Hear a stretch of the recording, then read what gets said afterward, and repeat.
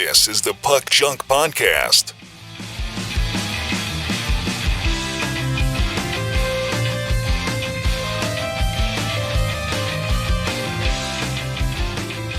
Hello and welcome to the Puck Junk Hockey Podcast. I'm Sal Berry, and with me is Tim Parrish and Clemente Lisi. And today we're going to talk about the 2025-26 SPx Hockey Card set.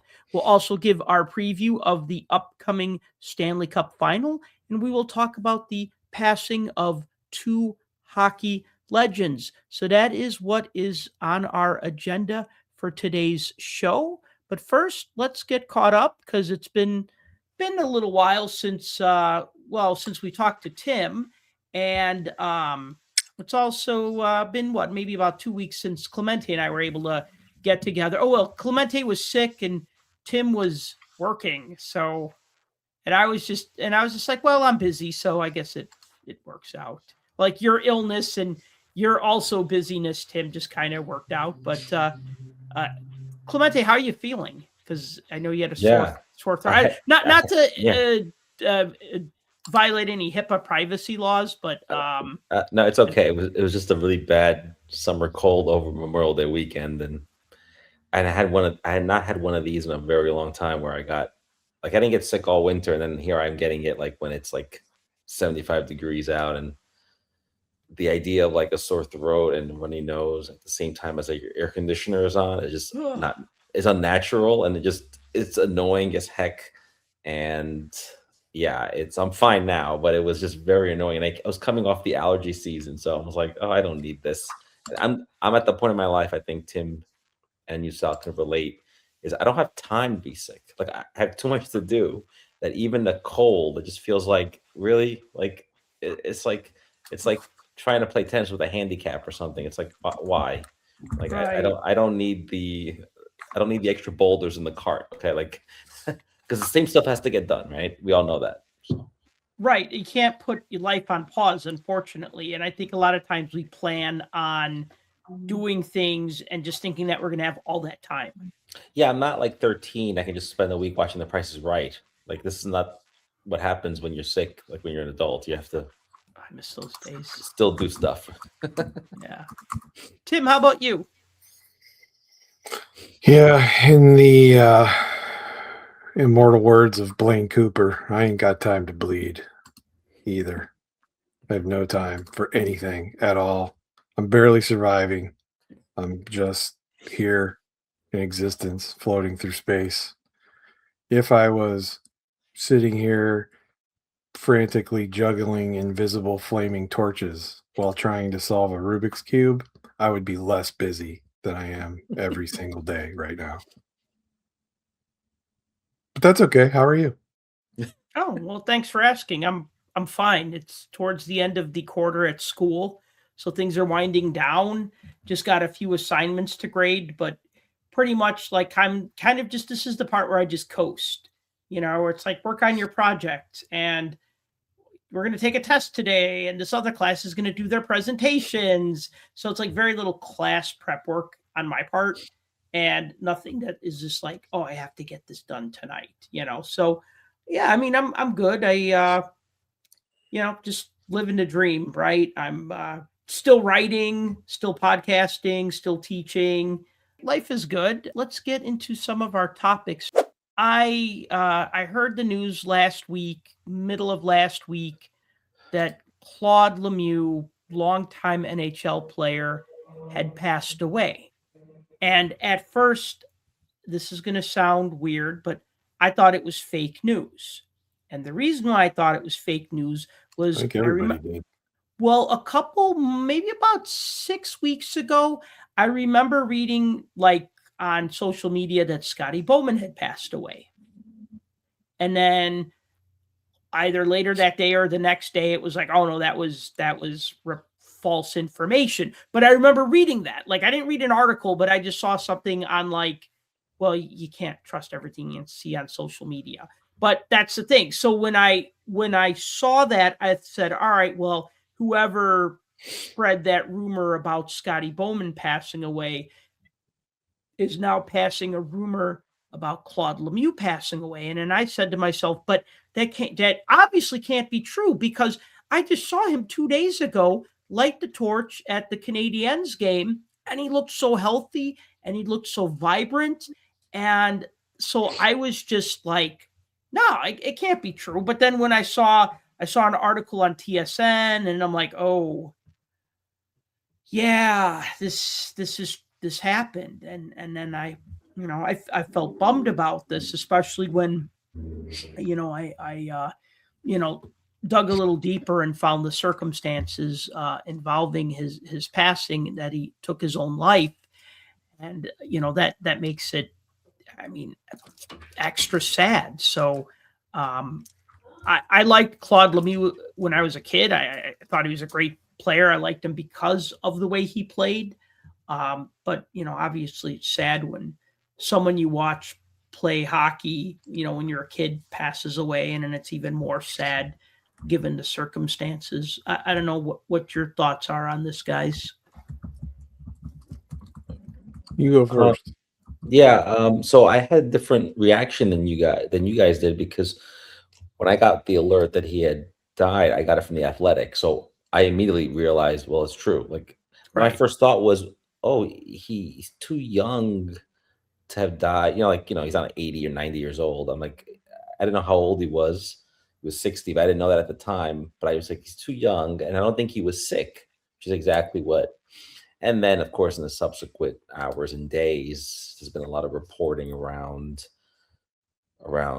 some of the issues he was dealing with. And there was a story in the New York Post that I think I read over the weekend that talked about how he was really heartbroken that he had never been inducted into the Hall of Fame, and that this event that he actually was at, that you mentioned, might have rekindled some of that sort of that sorrow that he felt about not getting this achievement, or not attaining more achievement, post career. And they interviewed friends of his who said this, and another sports writer in Montreal who said this. And if that is true, that is a shame, because I don't think you need to be in the Hall of Fame to be considered a great player. It's nice to be honored by your peers, and but we know lots of players who should be in the Hall of Fame who are not, and they may be someday. Maybe Claude Lemieux would have been in the Hall of Fame one day. It wasn't until I read that article I thought, hey, it's funny, he is not in the Hall of Fame, and maybe he should have been. Mm-hmm. Unfortunately, he was dealing with some demons, and this was probably one of the things he was dealing with. And it also made me think about when we see retired players at shows, and we interact with them, and they always seem so nice and available, but you don't know what people are going through personally. You never really know. That's exactly it. You don't know what people are going through personally. And so, the happiest person on the outside, on the exterior, you don't know what they're dealing with. You never do. Unless they tell you, you don't know. So, Right. We all saw it. Anybody that watched the game, he saw him carrying the torch, and everybody's like, awesome. And then a few days later, he's gone. They were talking about it on NHL radio. That's how I heard it. They came on and interrupted. Not really interrupted, just brought it up. Right. And it's was totally out of left field. You didn't hear about it, and you expect them to talk about it. And then all the programming the rest of the day and for the next few days, they spent a lot of time talking about it. Because this is a guy that, obviously he was a polarizing character, especially later in his career, just being the kind of player he was. And beloved Canadian player. But at the same time, he made many an enemy, right? As players like that do, but I think he was arguably, for the most part, a fan favorite, except unless you're a Detroit Red Wing. But it is a shame. It's sad. It's a shame, and I don't know. There's so many things you can say about it, because this happens all too often to athletes in a lot of sports. especially those sports that players take, let's face it, repeated hits to the head and Mhm. use to your body. I heard yesterday, I think it was yesterday, maybe the day before, that um, the family was going to like donate Mm, his brain to CTE research at Boston University. yeah. Um, and it's like, we're constantly trying to figure out what snaps, what triggers it, what causes the various anomalies in behavior and those types of things, because where an outwardly normal person can have these things that they had to deal with. Your point about he was dealing with something where he felt like he didn't hit the accomplishments that maybe he sought out to do. I mean, he had a whole nother life after hockey, being doing what he did and starting his business of doing player representation. I mean, so many players have like gone out and made comment. I mean, Freddie Anderson's the biggest one because he's still in the playoffs, so he's got a camera and a microphone in front of him. And I even heard, well, he actually put out a statement um, about that, and like his, how he's dealing with it. And yeah, I mean, to him, he was a family member, you know. Um, and I didn't realize it. I guess I didn't realize how big of an agent he was. Like I knew he represented Freddie Anderson, but I didn't know he had like Timo Meyer, Ricard Raquel, Moritz Sider. There was a whole bunch of them I saw on the list of guys that he reps. So a lot of people are impacted by this, and I think, like I said, it's certainly sad. That's for sure. I mean, I I can't really put other words to it other than that. Right. Yeah. It is. I mean, of course, it's sad, especially given the circumstances. I'd like to talk a little bit though about his accomplishments. So he passed away.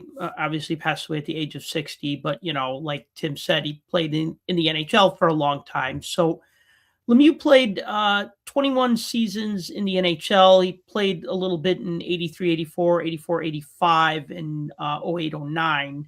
Most of his career, I mean, his career spanned from 83 to 2003 and then 08, 09.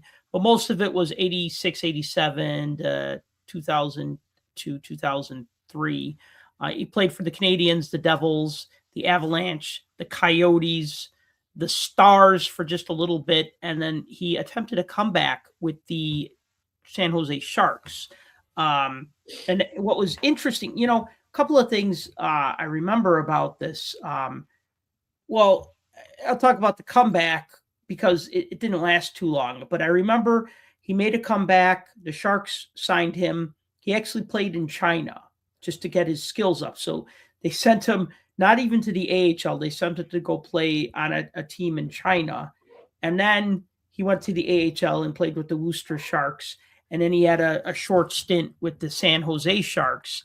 And I don't want to seem like I'm being at all disrespectful, but when he made that comeback, I was just thinking it's a little late for a comeback because he was kind of like in his mid 40s at the time. And I feel like a lot of times when players take a couple seasons off and then they come back, they feel like there's something that they didn't do. Either they have more to give or there's something that they uh, did not accomplish. You think of like Guy Lafleur making his comeback. He had accomplished everything, but he felt like he still had more to give. You know what I mean? Like Mario, his retirement was, well, Tim, you could talk more about that. And I don't want to make this a whole conversation about another Lemieux who's not related, but you get the idea. Like sometimes it's just like a player just says, I walked away and I wasn't ready to walk away and now I'm going to come back.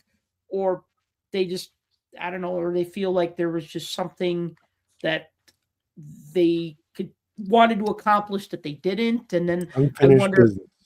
Yeah, unfinished business. Or I wonder if this was just kind of like some sort of longing, like he wanted to be back. I mean, of course he wanted to be back, but Well, that's exactly right. I mean, these guys have been doing this since they're teenagers, and we talk to athletes who retire. They always say like they're aimless. They're like, I don't have any structure anymore. I don't have any, practice and games, and there's a routine and a camaraderie and all that in the dressing room. So I can see why athletes don't really want to ever retire. They just have to because their bodies give way.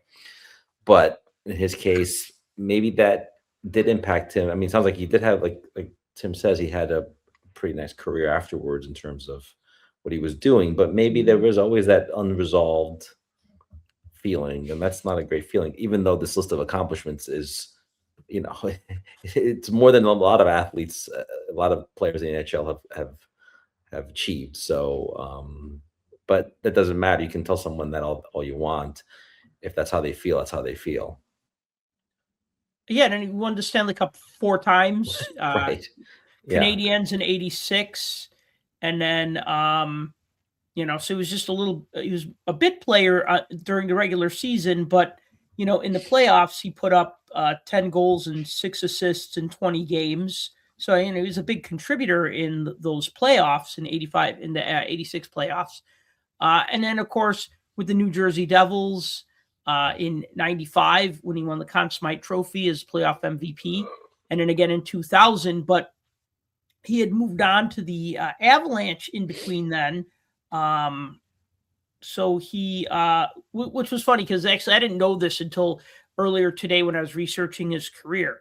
The Devils traded him to the Islanders for Steve Thomas, and then the Islanders traded him to the Avalanche for Wendell Clark. So it was kind of like a 3-way trade because it all happened on the same day. So he ended up on the Avalanche, and then he won the Cup the next season. So I remember that deja vu, like '95, he won the Cup, was the Conn Smythe winner. And in '96, it's like, oh my God, he's won again with the Avalanche. That's so cool, and we all know what happened. Was that the hit on Chris Draper, I believe? Yep. Yeah, and it was already a pretty big rivalry between Colorado and Detroit because these were just two powerhouse teams in the Western Conference at the time. Detroit was in the West, and and then these two teams hated each other. You had bench clearing brawls. They met again in the playoffs the next season. You had bench clearing brawls. I mean, it was just like, and he really was the spark and the powder keg that caused that explosion. So we talk about polarizing. I mean, there you go, right there. It wasn't just that he was an annoying, pesty kind of player. I mean, he did something pretty egregious, and I think Draper needed like 100 stitches or something in his face. It was ugly. I mean, and I'm not celebrating that. I'm just recounting history because you look at that and you go, oof, that's bad. And then, but then it just leads to this there's this perfect title. There's this book that I bought and I got to read it. It's called Blood Feud. It's been sitting on my shelf, but it's about the rivalry between the Red Wings and the Avalanche in the '90s. So, ESPN did the E60 special on the Unrivaled special. Oh, really? On the Wings and the Avalanche. Okay. That was like, what year is this? I don't even know. It was like 4 years ago. Okay. Out. All right. It's great. It's outstanding because you get to see all the aspects of it, and they spend a lot of time focused on that, and even have both they have both Claude Lemieux and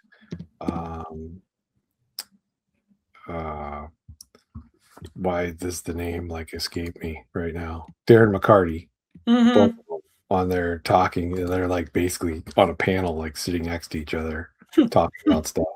Because I mean, you would have thought that they were mortal enemies and hated each other, but in real life, they became friends. So I'm surprised there wasn't a pane of glass between them in the panel. No, it's good if you've never watched it. I mean, it's one of the better E60s that ESPN put out that are hockey related. Yeah, I'll have to check that out.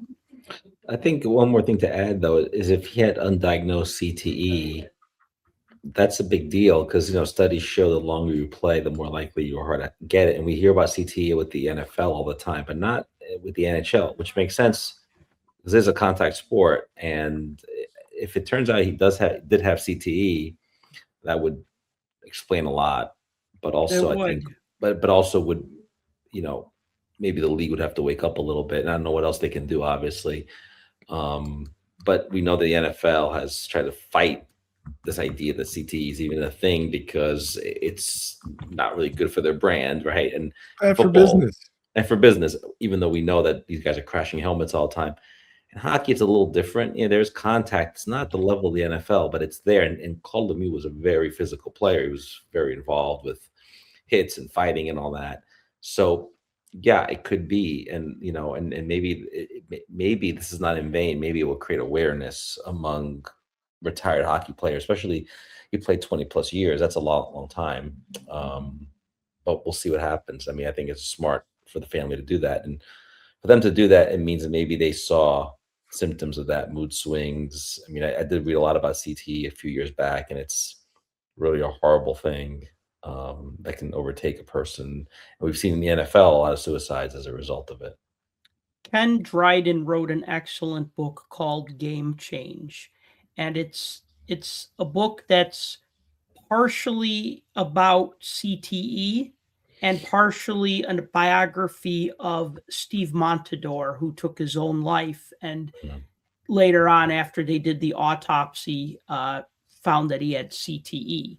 And it's a really good book for anybody who wants to learn more about the topic, but it's not a scientific journal. It's very easy to follow and straightforward. And then also when you learn about like Steve Montador and his career and just what kind of guy he was, and then it just kind of really makes it more of a tragedy. I mean, of course, these are all tragedies. When somebody takes their own life, and even living and enduring pain and headaches and all these other problems that occur with head injuries.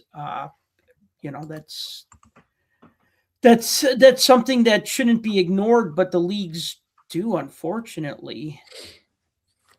Well, Clemente brought up the NFL stance on the whole thing. Do you guys remember a couple years ago, like NPR did that big expose thing when they were talking about CTE in sports, and they talked to like a bunch of the doctors from Yes. Boston University that are part of the research group that they call it the brain bank, where they Yep. take in the donations and that's what they study, and they look at all the samples that are brought in and do all the research, and they don't get a lot of hockey donations, so to speak. Hmm.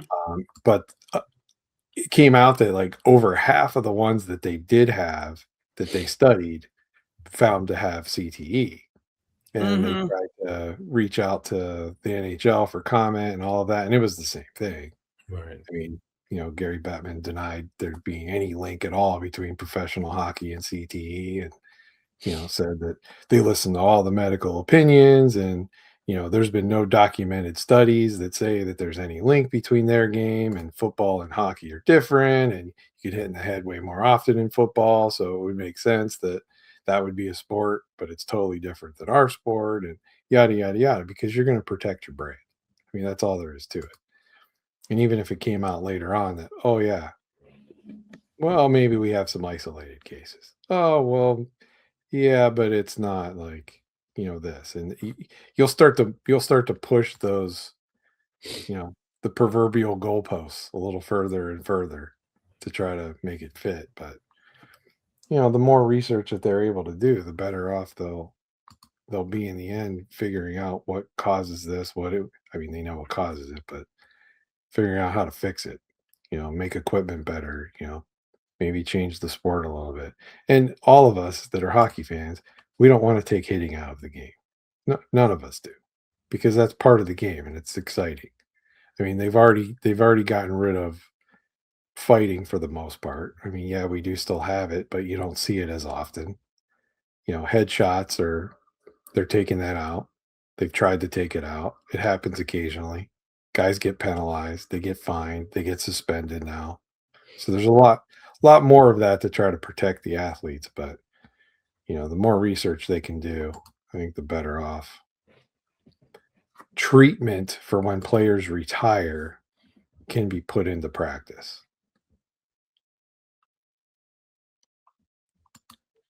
Here I have a picture of Claude Lemieux's rookie card. I remember finding one in a card store and being like super excited because we didn't always get O-Pee-Chee cards in Chicago. And it was like, I think there were two of them and I bought both of them. They might have been like $1 each or something.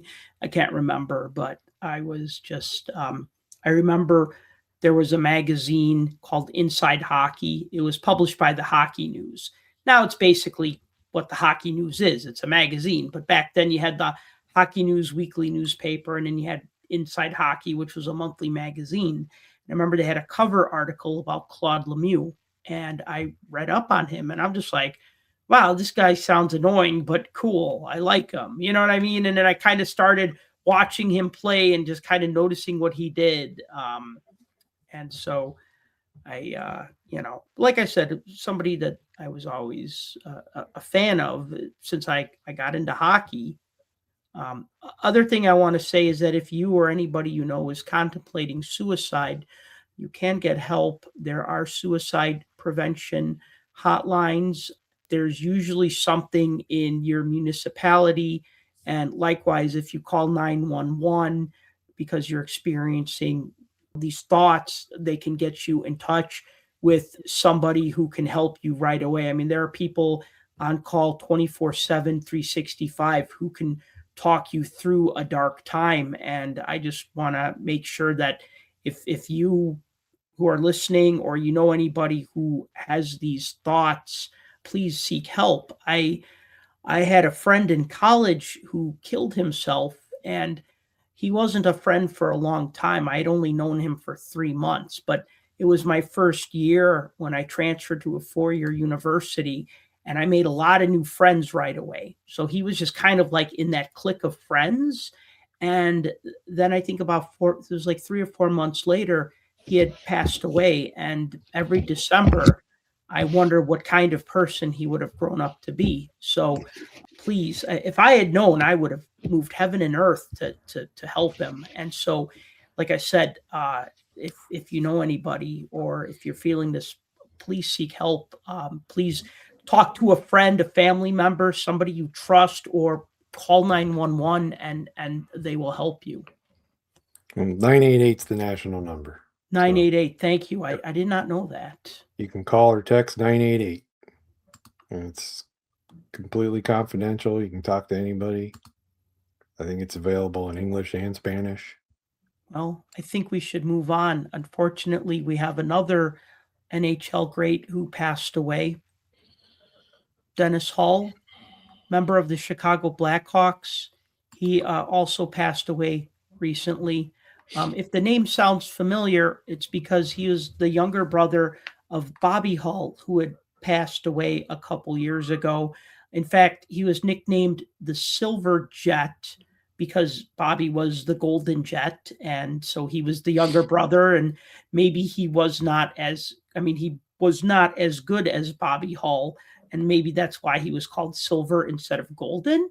But he kind of made that nickname. It was something he was proud of. He was always proud of being Bobby's younger brother. And if people just said, yeah, you're not as good as your brother, he'd be like, hey, yeah, I know. You're not telling me anything I don't know, but, I'm just proud to be his brother, So, but the thing is that Dennis Hall, if his name was Dennis Smith, people would talk about what a great player he is and not say, but he's not as good as whomever, right? He played 14 seasons in the NHL, 13 with the Blackhawks, 1 with the Red Wings. He was a second All-Star team member one time, and he played in 5 All-Star games.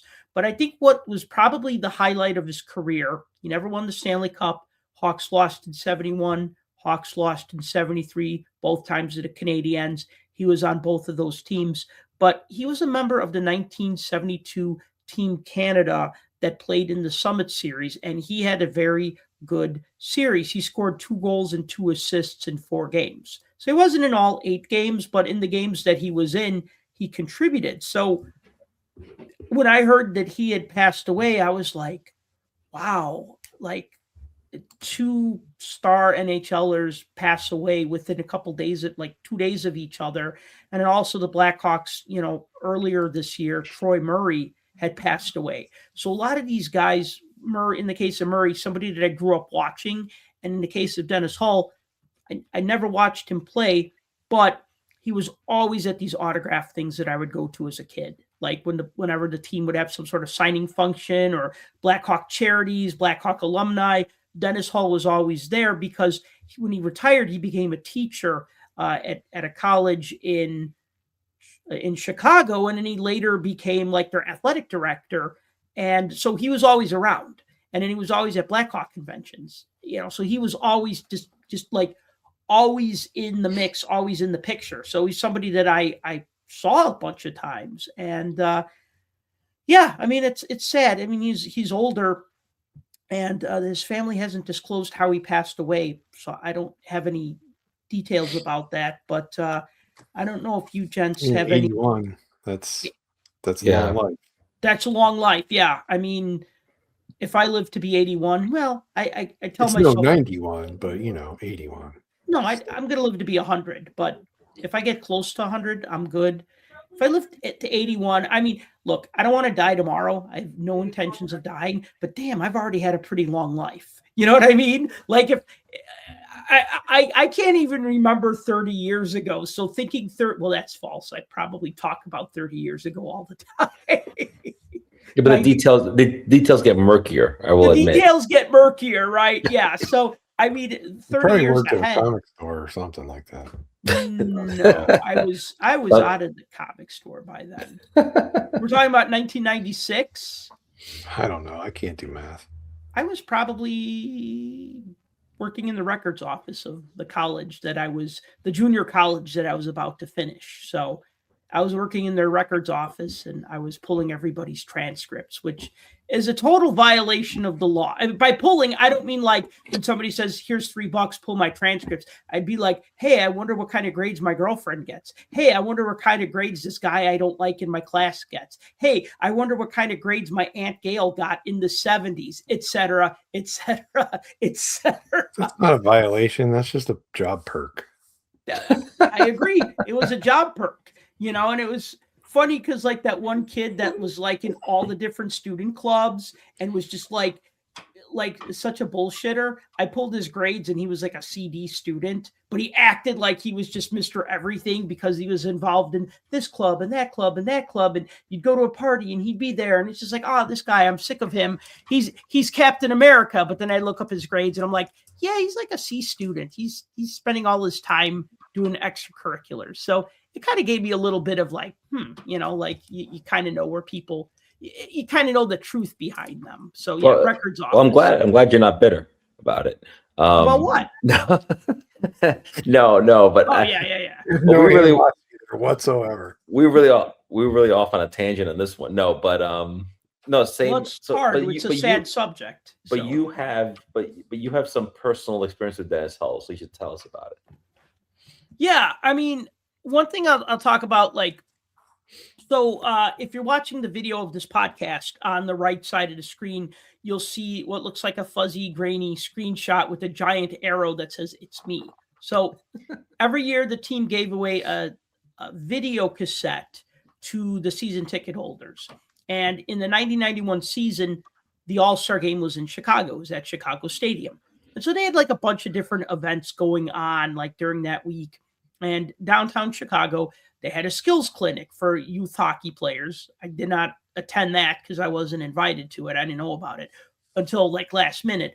But after that, they had an autograph session. So like the Blackhawks were on the ice, like doing some skills with the kids. And then afterwards, they went into this big room and they signed autographs. And and they basically had all the players at one table, one long table. And I walk up with my cards. I'm 15 years old. I walk up with my cards and I look at the first guy, and it's Murray Bannerman. But Murray Bannerman didn't have a mustache, so I didn't recognize him because on all his hockey cards, he had that big mustache, right? I look at the second guy, and it's Dennis Hull, but he has this big beard. All of his hockey cards, he's clean shaven. I have no idea who these guys are because their facial hair is not matching up with my hockey cards. So I kind of don't know what to say. And so I just skip them and I go to the third person at the table.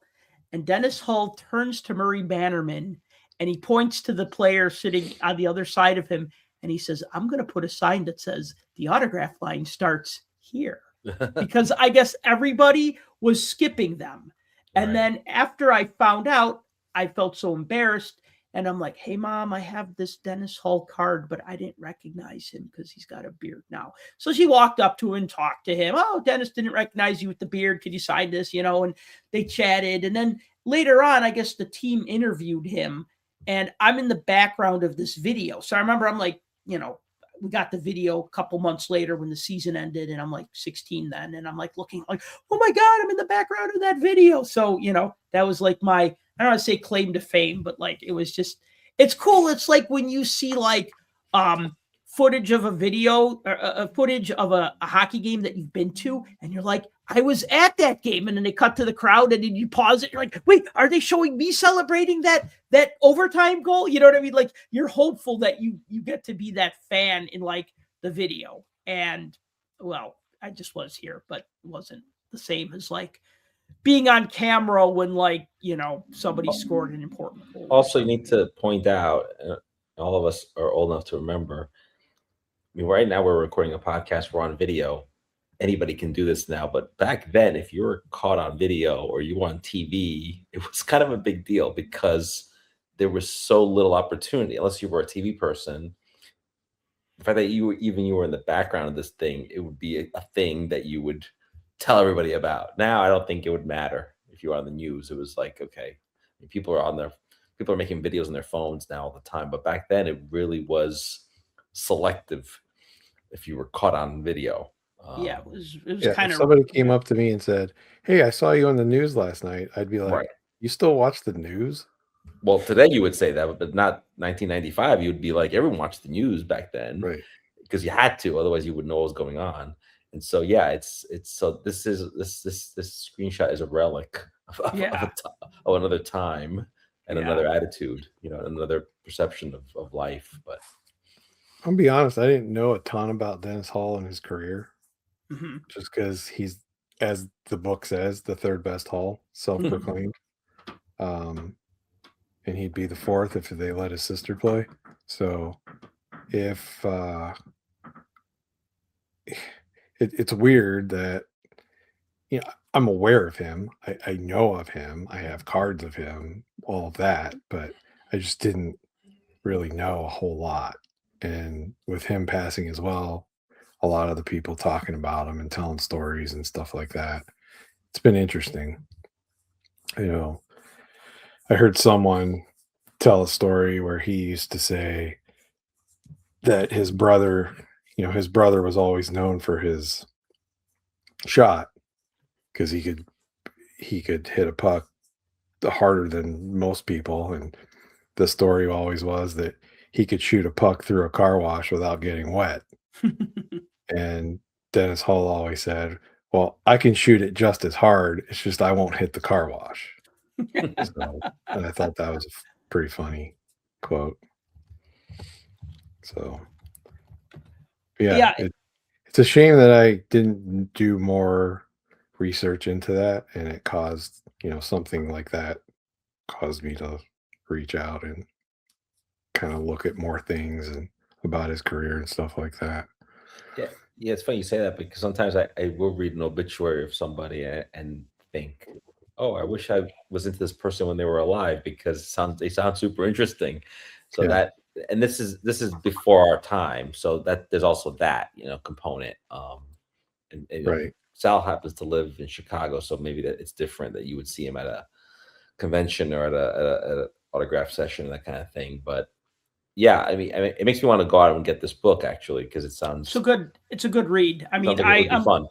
Looking at my review of it, I gave it 4.5 out of 5 pucks. That's pretty good. Yeah, I mean, it was. I think the only thing I didn't like about his book was that he glosses over some of the lower points of his career or his life, which is okay. I can understand that people don't necessarily want to talk about the bad stuff, but that kind of felt like glossed over. Especially like one thing I was really interested in was he was briefly the original television color commentator for the San Jose Sharks. Oh, really? Oh. Yeah. I mean, it didn't last long though. I'll have to reread the book. But he didn't enjoy the job, but he didn't really talk about why, but it sounded like it was some sort of interpersonal conflict. But I remember like trying to watch Sharks games when I could back then. And I remember like seeing the commercials and, and with Dennis, so-and-so and Dennis Hull, I'm like, oh, that's cool. Dennis Hull is a color commentator. I thought that was neat, but it didn't last long. But he tells some really funny stories in his book. Like one story he talked about was when he was trying to get on the ice for the first time, because what would happen is that the team would dress you and you'd be on the bench, but it didn't actually count like at the time unless you were on the bench, unless you touched the ice, it didn't count. So you might suit up for 10 games, but unless you if you didn't step on the ice, if the coach had you on the bench the whole time, that didn't count as a game played.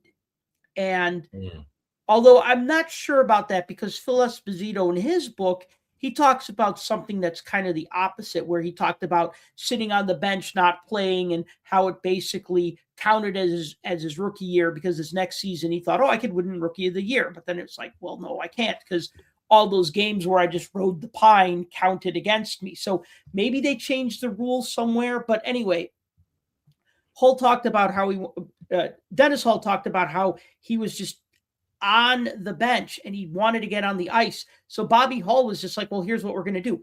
I'm going to go out. Instead of taking my 30-second or 45-second shift, I'm going to go out. I'm going to just skate a quick lap, and then I'm going to come back unexpectedly, and we're going to change. And he went to do that. And as Bobby Hull came back and he went to hop the boards, and Dennis Hull went to hop the boards, Billy Ray grabbed Dennis Hull and tried to pull him back on the bench, but he already made it over the boards and he touched the ice, and then he got to play his first shift. And I think that's just such a funny story. And he has like a lot of stories about that. Like another time he was like supposed to shadow Gordie Howe, but he kind of got like just caught up in the moment of like, oh man, I'm on the ice against Gordie Howe. And then the next thing he knew, Gordie Howe had like grabbed him and like tossed him to the ice. Or he said here, he grabbed me by the back of the pants with one hand and picked me up off the ice and said, where do you think you're going? Wherever you're going, sir. So that was another story. And then like another one he talked about was where the coach sent him out there and he said, stop Jean Beliveau however you can. Just, stop, stop him. And so Dennis Hull goes out there and he's trying to shadow Jean Beliveau, and he ends up cross-checking him. And Beliveau just kind of like snaps back and he like does a double take. And he just said like, I never expected that from you, Dennis. And then Dennis Hull felt so ashamed that he's like following him around the ice, apologizing to him. And Billy Ray's like screaming at him, like, what are you doing? You don't apologize to your opponent. So, I mean, he had a lot of funny stories, and I think his book is definitely worth picking up and reading. It's a lot of it is laugh out loud funny. It sounds like he's a character. And then here I got a picture of, this is from a Blackhawk convention. I forgot what year this is from, because like I said, he was there pretty much every year. Always laughing, always smiling, always joking. He and Bobby would do panels together when Bobby was still alive and when they were still doing conventions. And then one card I was really happy to get signed in person. was the 64-65 Parkhurst missing link card, like a tall boys card. Or it wasn't a missing link. It was the tall boys card. I got that signed. And then another thing, and I think I got that signed the very first year they had a Blackhawk convention. I got a Team Canada puck signed by Dennis Hull. And I got it signed in silver marker. I was it was like something that like I saw it. I'm like, this is what I'm going to get signed. I bought one of him. I bought one of Dale Talon because Talon was the GM at the time.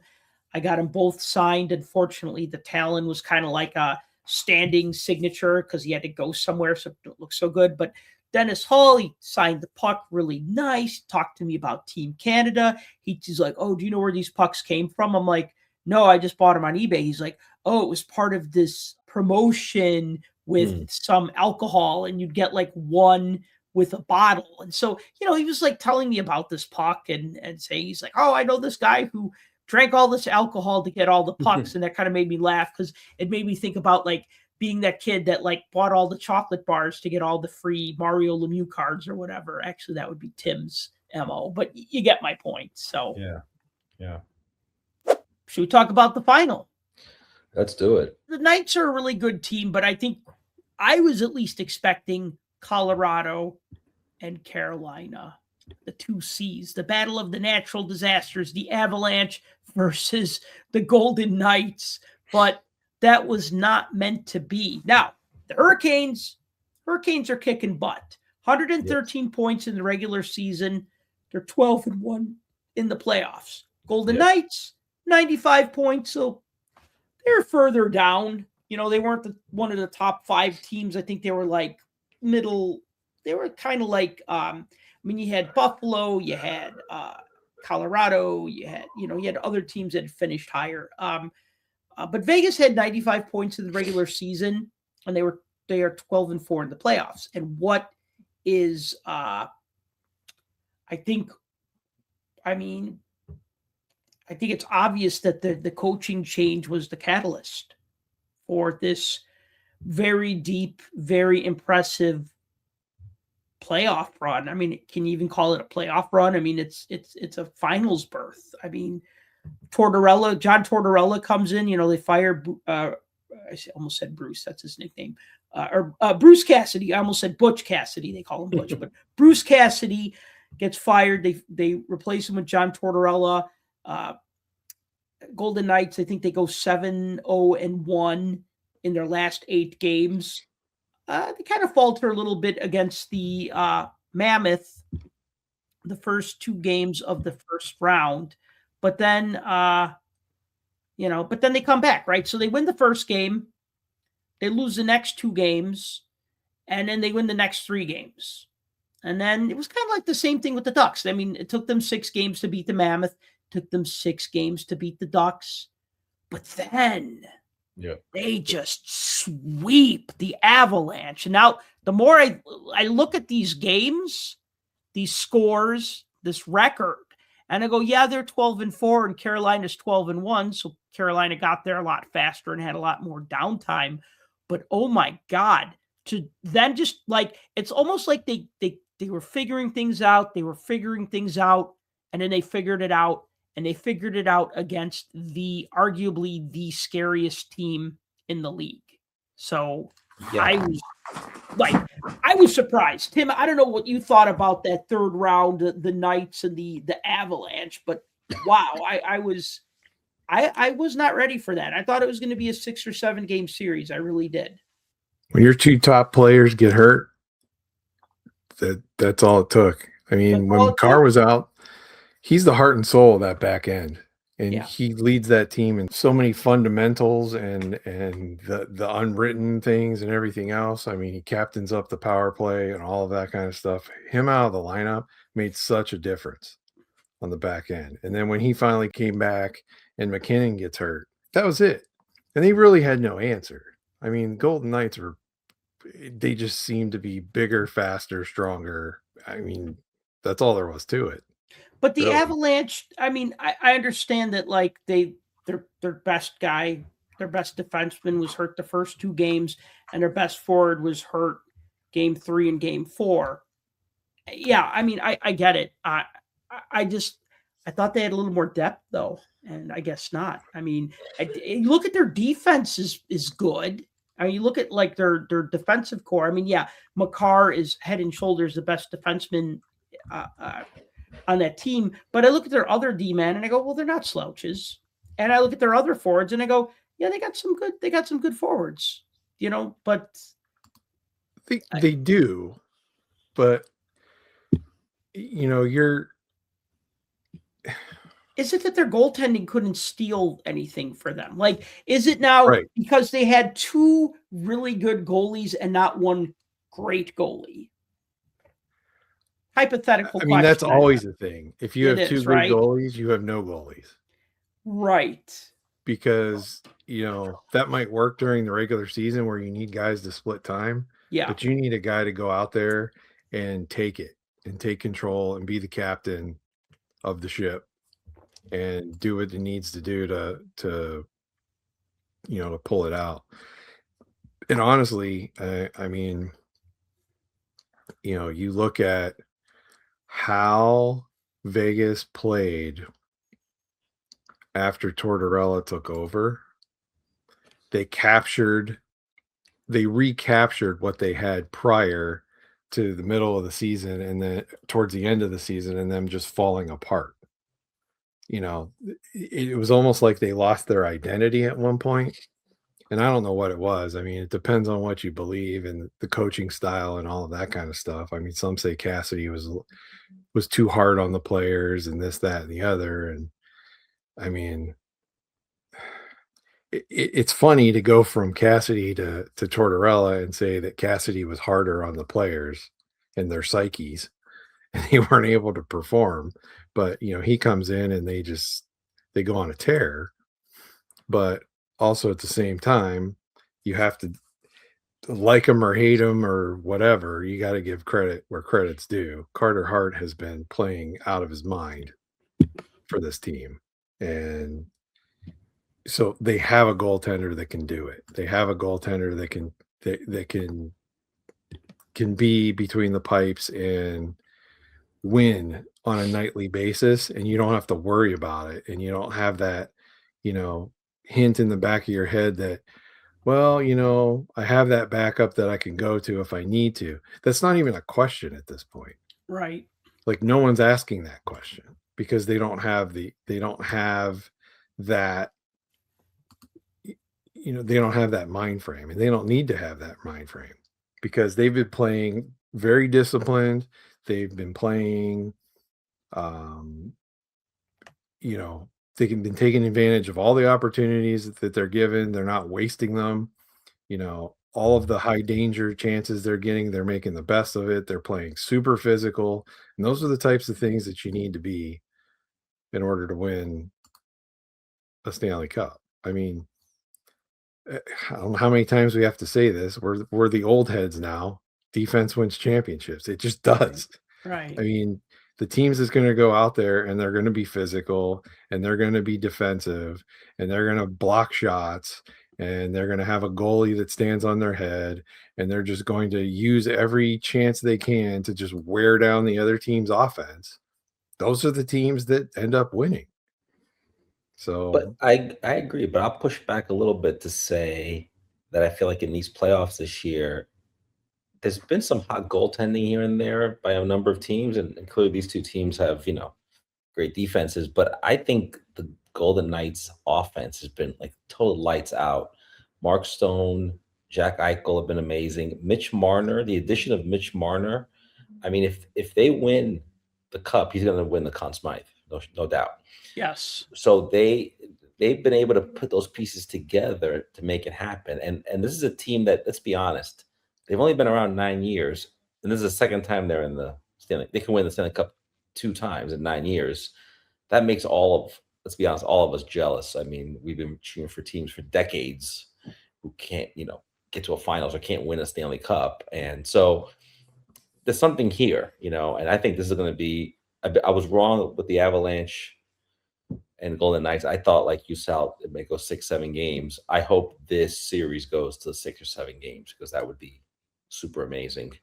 I don't You want to see know, a sweep here, and it could because we talk about Carolina in a minute. Carolina is also, as Tim said many weeks ago, a team that's been building towards this. and you mentioned Mark Stone, and I think about that fourth game against the Avalanche. And when Stone opened the scoring, and I said to myself, well, this is good because you need your team captain. I mean, unless your team captain is a fourth line plugger who wears the C because he inspires guys, but Stone is one of their top dogs. And so you need your captain to be a captain and to get that big goal. And I mean, the first goal in a clinching game is a big goal. I mean, that is a huge goal. But then you look at who I had to look up who scored the other goal, and it was Cole Smith, who's on the fourth line, I believe. I believe he's on the fourth line. So when you get your scoring from your top tier players and your bottom tier players, that's a championship team. When I look at like say the Oilers, right, where you have Connor McDavid do everything and then nobody else does anything, right? And you go, well, he can drag you to the finals, but you need your other guys to do stuff. But then when you have all your other guys doing stuff and then it's crickets from, McDavid and Draisaitl, that's not good either. You know what I mean? Like, you can't depend on your bottom six. But you're right. And you mentioned the Avalanche should have had more depth. But when you talk about depth, Carolina has depth because, for example, Sebastian Aho is not doing that much here. But like Frederik Andersen, who's been a star in goal, is doing a lot. Like, you have different players doing things. I mean, like, you have fourth line guys who are doing stuff for Carolina, scoring goals. Yeah, and that's what you want, and that's what I think. For the Golden Knights, this will be probably their toughest series, as it should be, because it is the final. But I think these two teams pair up really nicely, and I think it could be a very exciting, hopefully 7 games. But you never know. There could be an injury here, so a breakdown there, and before you know it, you're down 2-3 games, and it's all over, right? And that can easily happen. So, I think these two teams deserve to be here. I don't know if that's a conversation, but I mean, I think they do. I mean, I think the best rise to the top, and playoffs are tough. The hockey playoffs, or the NHL playoffs, are the toughest, I think, of any sport. Yeah, and I just want to interject how the Hurricanes got here, sweeping the first round against the Senators, sweeping the second round against the Flyers, and then they lost that first game to the Canadiens pretty handily, 6-2. But then they figured it out. I thought that was going to be a turning point, that first game, but then turned out it wasn't. It was just a hiccup. But the thing is that, like, it's always the rest versus rust argument. Yep. What's better? And at this point in time, I've never played the game at a professional level. I'm gonna err on the side of rest at this point, because you've already played the season. Now you've played multiple games in the rounds of the playoffs, which we all know everything's ramped up 10 times. So the more rest you get, I think the better off you are to get healed and all of that kind of stuff. Mm-hmm. Now, the risk that you take and then what happened there is simply, it was a little too long.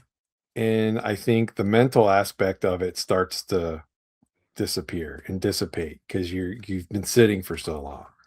And so getting back into it, like, you could clearly see that they were out of their element right out of the bat. That was over after the first game.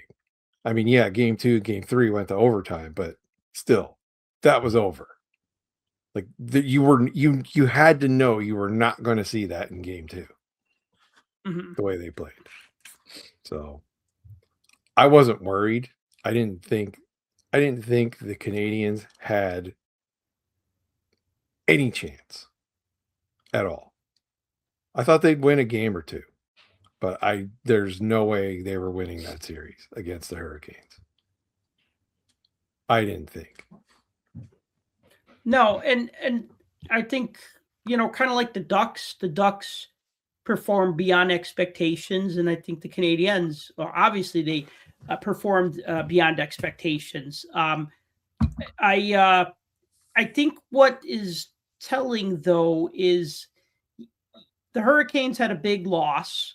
Then they won in overtime, and then they won in overtime again. Well, you can't depend on all just over. If all you do is win in overtime, that's not good enough. You got to be able to win the overtime games because those could go either way. So you should be able to win some of those, but you got to win. You just got to win. And then you look at like game 4, they got a 4-0 shutout. And you look at game 5, they got a 6-1 win. So, I mean, they had their bad game. They had some close games, and then they got their stuff together, and then they just basically clobbered the Canadiens, which, which is probably what we expected. I mean, if the Canadiens got swept, I don't think we would have been surprised. I think we would have been hella impressed by the Canadiens, or by the Hurricanes, but we wouldn't have been like surprised if it was a sweep. And it was about as close to a sweep as you can get. Well, and it also goes to Clemente's point about how deep Carolina team is. I mean, that Stankoven, Taylor Hall, Jackson Blake line. I mean, Taylor Hall, come on. Who had that on their bingo card? Yeah, let's talk about some of those, the better players on each team. And since we're on the topic of the Hurricanes, Taylor Hall, 16 points so far, 5 goals, 11 assists. Jackson Blake, 5 goals and 10 assists. And Logan Stankoven, 9 goals and 3 assists. So those are the top 3 scorers for the Hurricanes. You got Marner and Eichel as the point leaders for the Vegas Golden Knights. And I think Marner leads the whole playoffs with points.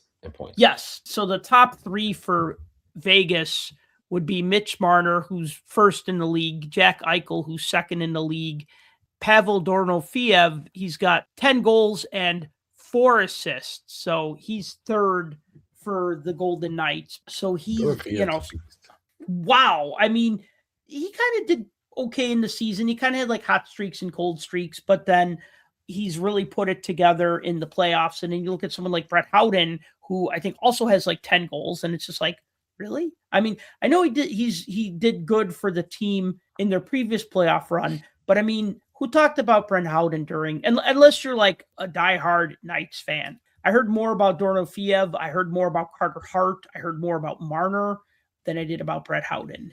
And I think that's to be expected. I mean, who's going to talk about Brett Howden except his parents, maybe? I don't know. Right, but then in the playoffs, it's like where everybody becomes good. That's when your 4th line, 3rd line guys, you need them to shine as well. And that's what you need everybody to do. And that's what everybody on both of these teams have been doing. That's what I think gives Carolina a little bit more of an edge from the offensive standpoint. I mean, when you've got 7 different players that had 20-plus goal season, and you could roll 4 lines reliably over and over and over again with guys that can chip in all over. Vegas has some of that, but I don't think they're as solid on the bottom 2 lines as Carolina is. If you're going to compare 3rd and 4th line setups, I think Carolina has the advantage there. Yeah. Now, I obviously, you don't see the firepower or what we would consider the known firepower as much on Carolina as you do on Vegas. But yeah, you got Taylor Hall, who everybody had left for dead, pretty much. Especially when he was with the Blackhawks. Yeah. If you're Blackhawks, he was centering the 4th line. Yeah, I mean, if you're Carolina, you can shut down Marner and Eichel. I mean, you'll win the series because you're right about the depth and about the firepower. You're right; it's more pronounced with Vegas, but it takes a team effort to win the Stanley Cup. So I don't know that it makes it hard. I mean, I hope it's close because it's a matter of 2 different philosophies. Which one is going to dominate ultimately, and it can come down to the goaltending. So beyond those top 3 on the Hurricanes, I mean, you got Nikolai Ehlers, you got Keandre Miller, who's been having a good season, Seth Jarvis, Sebastian Aho, Andrei Svechnikov, who I think he needs to be bigger, obviously, in the finals because he's played 13 games, but he's been a little quiet for him, 7 points. You got, Eric Robertson, Jordan Stahl. They got some good players. Looking at the goaltending, So Freddie Anderson has been by far the best goalie in the league, or as far as the playoffs go. 1.41 goals against average, 931 save percentage, 3 shutouts. However, he's faced a lot less shots than about 200 less shots than Carter Hart. He's got a great defense in front of him. And what I noticed was in that game that they got lit up by the Canadiens, they got a lot of shots on him. Well, so, he's going to get tested against the Knights because they're going to put shots on him.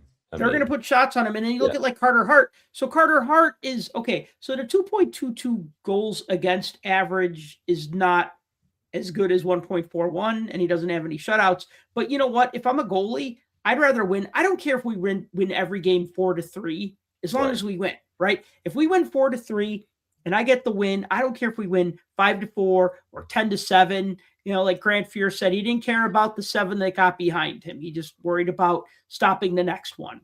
And that's the thing. So he's facing a lot more shots. He's played a couple more games, you know, they're 12-4. So they've lost a few games.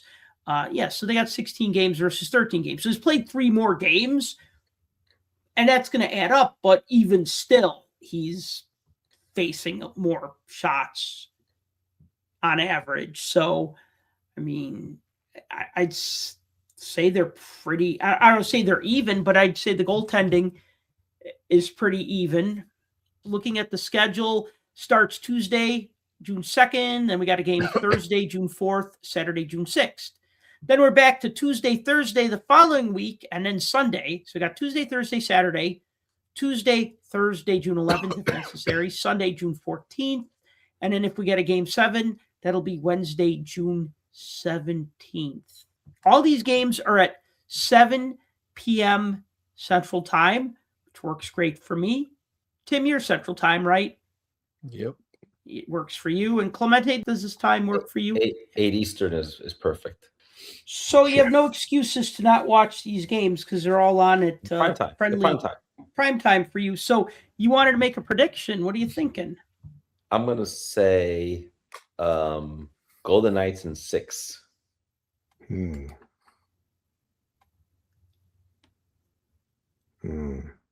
Interesting. Well, I got like what my head says and what my heart wants, and those are 2 different things. So I don't know how I should answer. Answer however you think it should sound. My heart wants the Hurricanes to win, and I think they could, if they did that, it would be in 7 games, but I think that the Golden Knights will win in 6 games. This is not going to be a sweep, but I think that I don't know. But then again, I don't know, because see, the thing is that like Marner has just been so good. Eichel has just been so good. And then the other players have been chipping in as necessary. And then Hart's been great. I mean, considering that he was off for like 2 years. So I feel like the Hurricane, I'm terrible at predictions. I mean, I guess if I was going to put money on it, I'd say the Golden Knights in 6, but I would like to see the Hurricanes win. I think there's a few more players, but then again, there's guys on the, I don't know. See, if the Blackhawks were in, I'd be like, oh, I gotta pick my favorite team. But you know, now that I haven't had the Blackhawks in the finals in over 10 years, I could be more objective. And I'll make this prediction in addition to this. Yeah. That if the Golden Knights win, Jack Eichel will still not be considered a superstar player. Oh, that's a given. And no one will collect his cards. That will remain the same. Guaranteed. Yeah, that's true. It's still going to continue. Which is messed up. But Mitch Marner, if you want to go get his Young Guns card, this may be the time, because I'm stocking up on Brett Howden Young Guns. I busted out my 2018-19 Upper Deck Commons, and I was gonna say the dollar box. I'm getting all 4 of them listed on eBay. Oh wow! There you go. Yeah. All right. So here's all I'm going to say about this. this should go to 7 games. I don't think it will, but it should. I think that's what we all would want to see is 7 games. Well, in any series, you want to see it go the distance, but it should go to 7. I think it's only going to go to 6. And like Sal, in everything in my head tells me it's the Hurricanes, right? It's the Hurricanes. It's got to be the Hurricanes. They're 12-1 in the playoffs. The only loss that they have was after sitting out, and they had to knock the rust off and all of this. And they've been just destroying teams, out shooting the opponents, out blocking the opponents, and just putting a hurting on everybody. That's what my head says. However, I changed that after I saw how Vegas took out Colorado, because Colorado was mostly everybody's consensus pick. Yes. To at least, if not go to the finals, win the whole thing. Yeah. Yes. Except me, who in the beginning of the year, if you guys remember, I picked Dallas again for the third year in a row. Right. And I've been disappointed 3 years in a row. But that being said, looking back on it, and this is why, because I didn't think for any minute they would be able to withstand what Colorado had. And injuries aside to Makar and to McKinnon and all of that, they dealt with a Mammoth team that was young and hungry and were able to stave them off. They dealt with a Ducks team who was young and way faster than they were, and they were able to shake that off. Then they hit the team that was big and fast and just took it to them. And the way they were able to do that, I think they're the only team that matches up against what the Hurricanes bring to the table. So I'm saying Vegas in 6. So we're all saying the same thing. So that's Yes. I mean, I don't want to pick Vegas in 6, but that's what I'm saying. Vegas in 6.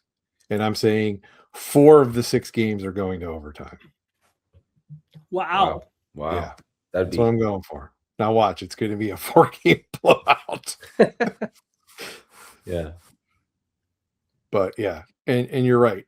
What you said earlier. If Vegas wins, I mean, Conn Smythe's going to go to Marner, I'm sure. And it should, because I mean he's scoring the most. He's putting the points up. That's it. I mean, he's putting the points up, and he's putting up the big points. And he that goal that he got. Yeah, in the previous round, we talked about that. That was bonkers.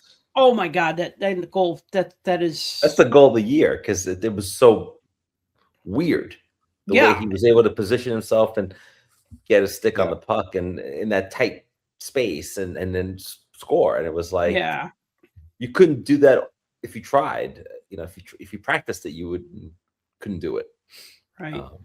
So that just shows like advanced stick handling abilities. I mean, he's due, I think. I mean, he's been in the league a while now, and 10 years. Yeah, he's due. I mean, he's just due to do something big, I think. So. All right, so we're all saying Vegas in 6. Would you gentlemen like to talk about hockey cards now? Yeah, let's do it. We're here for that, right? This is just the appetizer. We just got past the appetizer. I don't know. I'm getting pretty full on the appetizers. That's true. Well, they tend to be good, the appetizers. But yeah, let's talk about hockey cards. All right, so 25-26 SPx Hockey. So it came out May 6th. It's costing about $150 for a hobby box. You get 8 packs per box. You get 3 cards per pack. So you get 24 cards in a box, which is funny because actually I'll show you guys something. Let me just. So in the box, right, you get a box. But what they do, the Upper Deck does this thing, and I got a couple of wrappers here, but they do this thing where they put a piece of styrofoam in the bottom of the box to just like make it like so that the packs elevate it.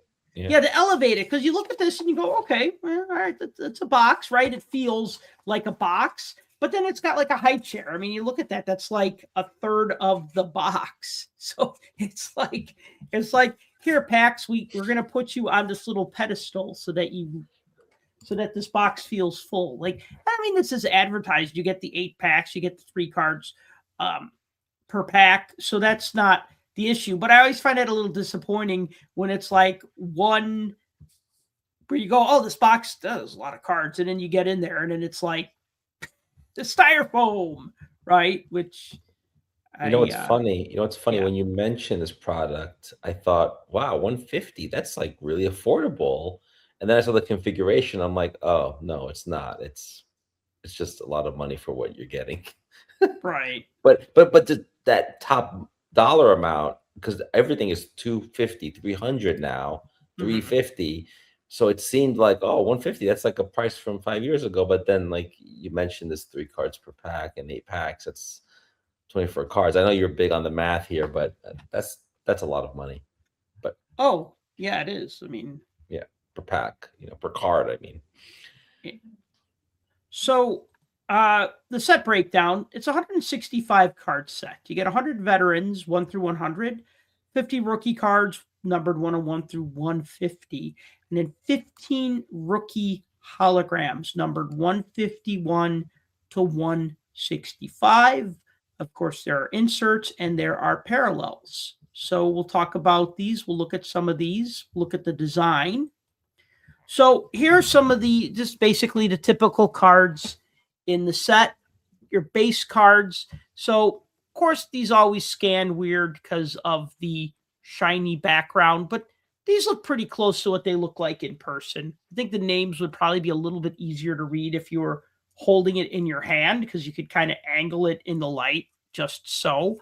But the base cards or the normal cards, they basically use bronze foil for the names, for the team logo, for the player's number, and then if it's a rookie card, it says rookie running along the side. And those are all in bronze. There's also silver and gold and other parallel versions that swap out the foil for different colors or sometimes use a different background for the card, different type of prismatic background.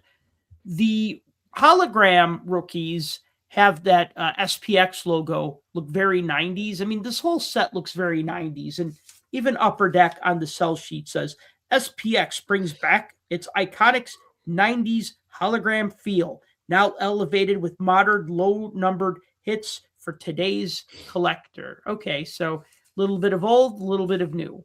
But the rookie cards, you get 3 per box. Okay.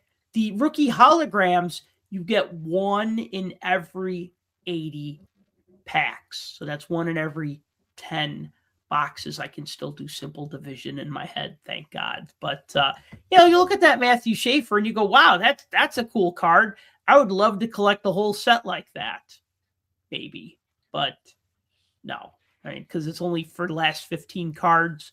Fortunately, the top rookies who are featured, the 15 rookies that are featured in the hologram rookies part of the set also have regular rookie cards in the set. So if you want a Matthew Schaefer rookie card and you don't want to spend a lot of money for that hologram, you could just get the bronze version, and that's a little bit easier to find as you get 3 rookies per box. I don't know if anything jumps out to you guys about the designs of these cards, but here's a closer look at the base cards, and that's kind of what you'd expect for the card back. You got your 1 line of stats, your BS blurb, your vitals, a reprise of the photograph. Any thoughts, comments? As I say to my students, thoughts, comments, ideas, or suggestions, and they all look down at the floor or at their phone. As we're doing, no. Yeah, like no. Tim had a comment in the pre-show when we were pre-gaming. I don't know if it's appropriate to say now, but I'd love to hear from Tim first. No, you don't. No, I really do. Nobody cares what I think.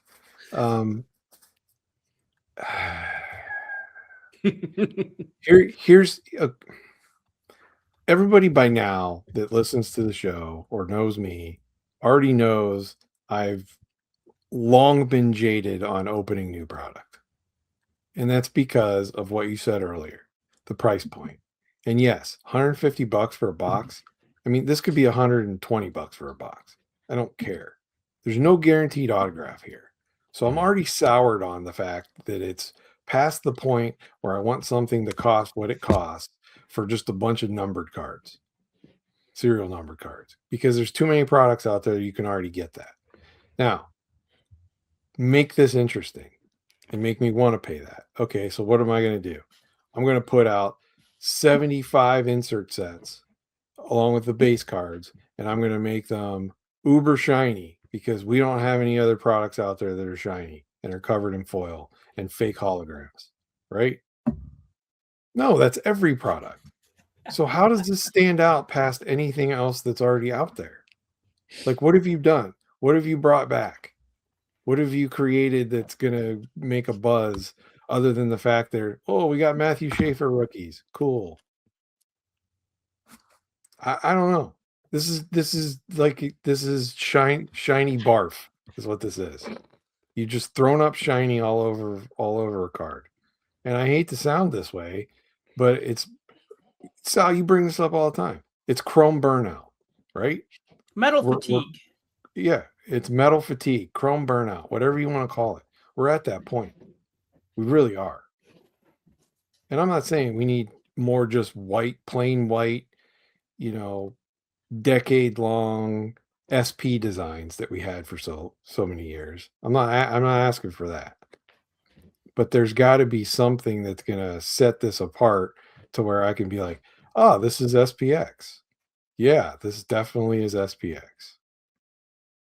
I don't know. I don't see that with this.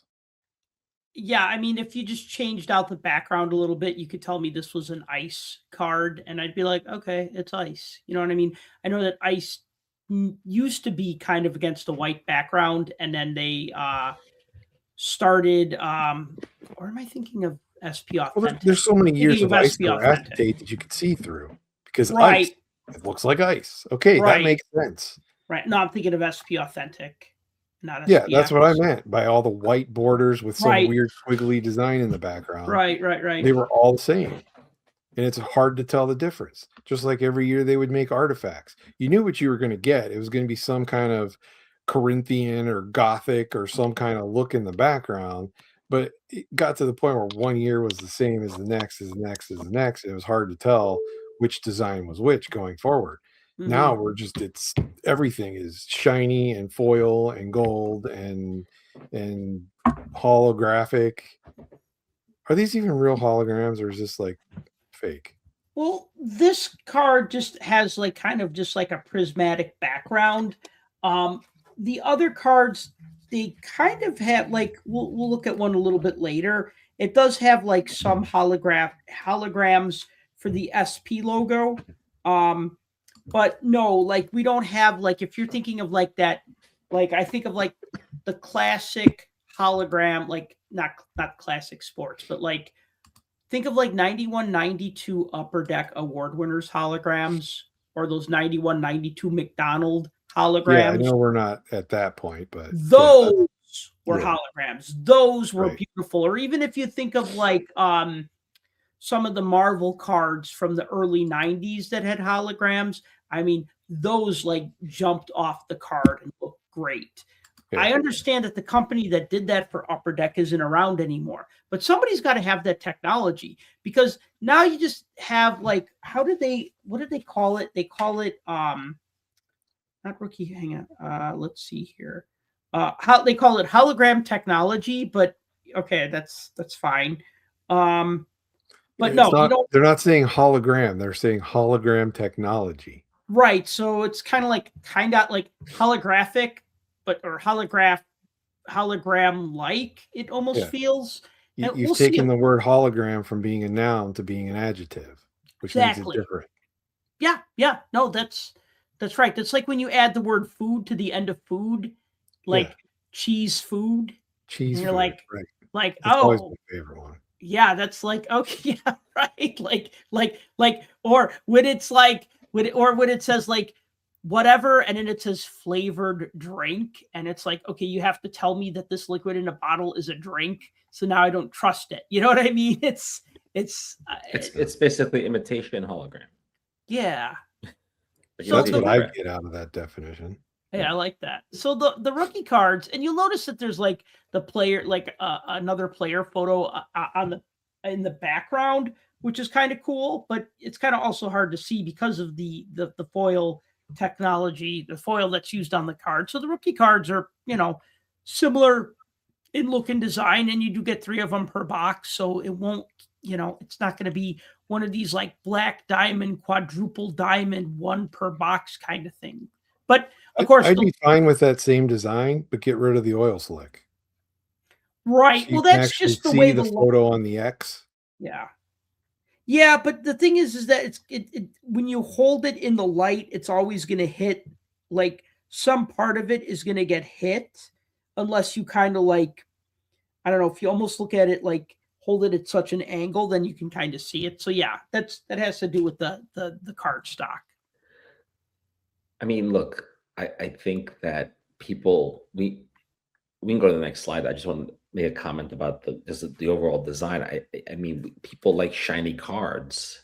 I mean, look at Panini Prism has made a whole like industry out of shiny cards that everyone has copied since. This is just even crazier because maybe it's the way they scanned, but it's just like shiny on steroids.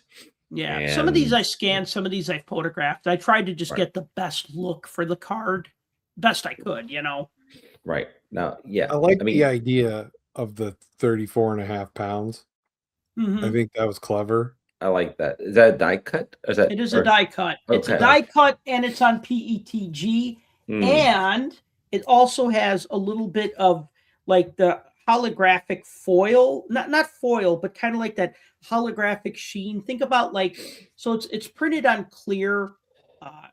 PETG, but think about the sheen of like an OPC platinum rainbow card that has that nice reflective sheen. So you have that on the Stanley Cup. That's to the side of the player. No, I And asked because I thought maybe that yeah, was a white border there, but it is a die cut. Yeah. yeah. No, I think I agree with Tim. I like the concept of it, the idea. And if you're gonna make things shiny, the Stanley Cup is shiny, so lean in on that at least. Yeah.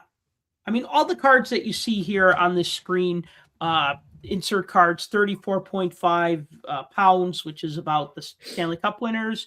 Game film, which has 2 pieces of, they look like slides or like photographs from. That's a throwback.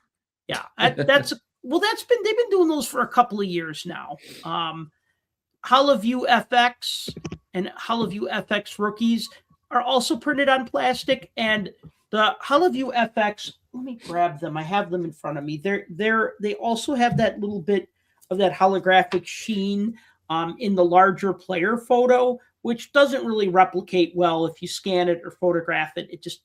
You almost just have to like hold it up and let the light hit it. So these are cards that you have to see in person to really appreciate. Even the game film has, it looks like it has a little bit of that sheen as well.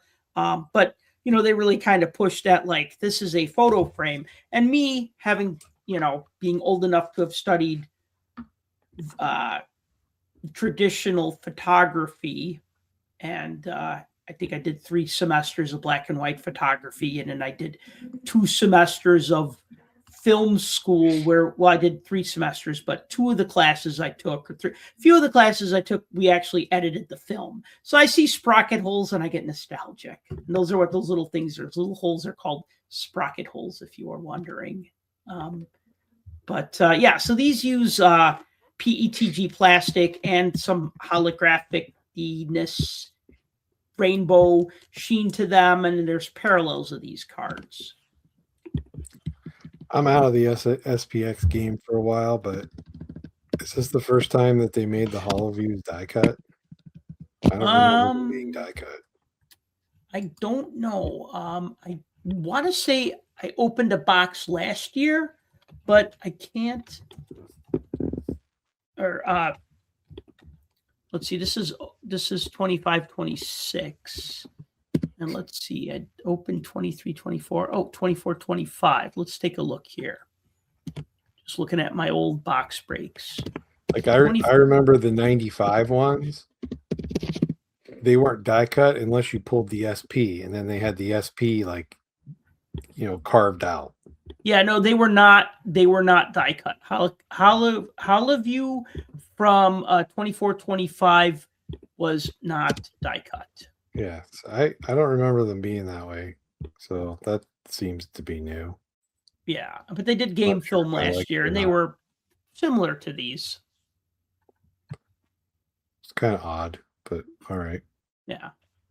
So some of the other inserts, you have Force, which these look like those like 90s SPx that were they were printed on like a letter X, and then they had like 4 headshots of players and they were holographic. Unfortunately, these use a photo of the players and are not holographic. But the foil around the players are holographic. So there you go. It's like and these look really nice.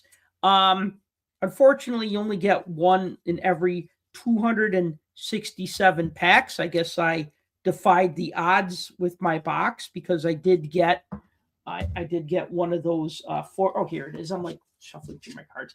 I did get one of these Force inserts, and they look pretty nice.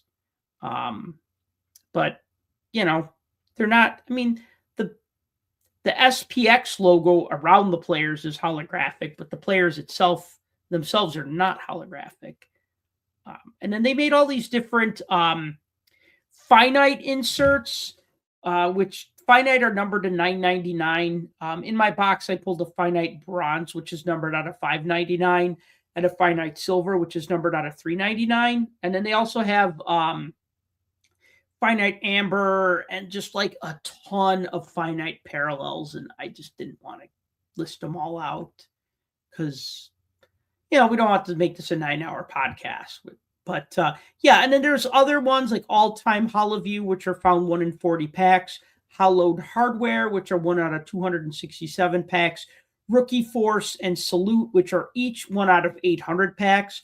Typography, which are 1 out of 240 packs. And in numerous 24-25 update cards. So there are a ton of inserts in this. And you do get 1 insert or numbered parallel per pack, which I think when you open a pack of cards and it's like base card, base card, base card, okay, this pack is done. That's depressing. So I know I complain about there being too many inserts, but I think if you're buying a pack of cards or a box of cards where the packs average around $20 each, you want to not get 3 base cards in a pack. So at least you don't get 3 base cards in a pack, and I'm okay with that. I don't know what you guys think of this Force insert. I mean, I joke that it's probably going to be impossible to grade, but you're worried about 4 sharp corners. This is like a lot going on, but I like it. I like it. Harkens back to the old school style. Like my favorite SPX Force was probably 96, 97, where they were vertical, and it was the X. It basically looked just like this, but vertical. So if you turned that on its side and then had the 4 pictures, right?